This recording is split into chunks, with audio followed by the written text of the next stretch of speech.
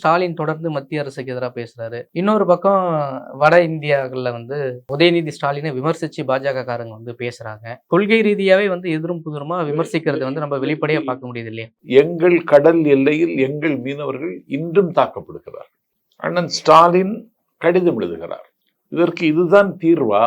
எத்தனை நாளைக்கு செத்துக் கொண்டிருப்பது? உங்களுக்கு 40 பாராளுமன்ற உறுப்பினர்கள் இருக்கிறார்கள். 10%. நான் பாராளுமன்ற உறுப்பினர்னா யாரு? அண்ணா சொன்னார், he is one of the DMK that have invaded Delhi.